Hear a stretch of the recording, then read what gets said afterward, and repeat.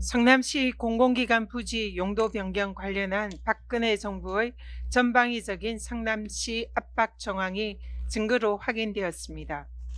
식품연구원 부지 매각 관련 정부 회의가 총 35회 개최되었습니다.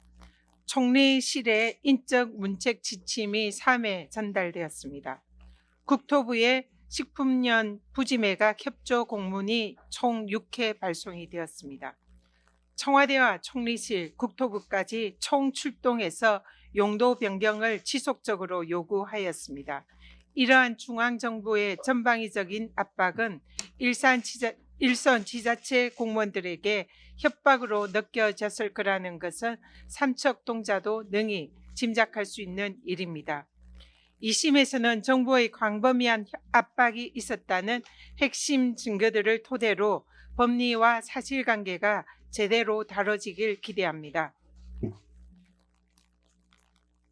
지난 2년 반 동안 제1야당 대표를 법정 연금시키겠다는 윤석열 검찰 독재 정권의 도끼는 군사 독재 정권의 가택 연금과 다를 바 없습니다.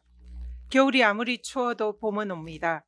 55차례 가택 연금과 사형 선고에도 끝내 승리한 김대중 대통령의 강인한 정신이 민주당에 살아 숨쉬고 있습니다.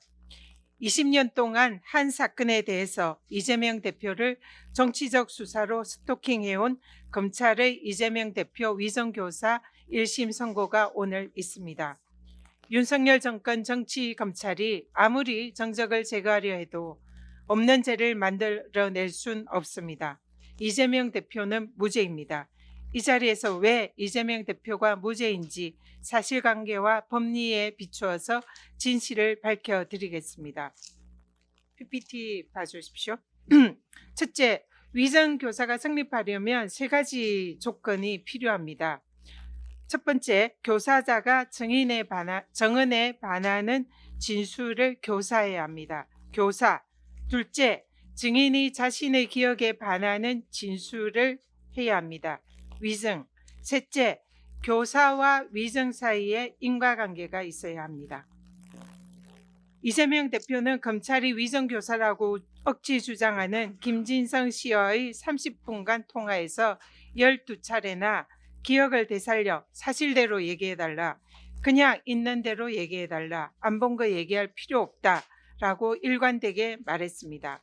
첫째 조건인 교사가 없습니다.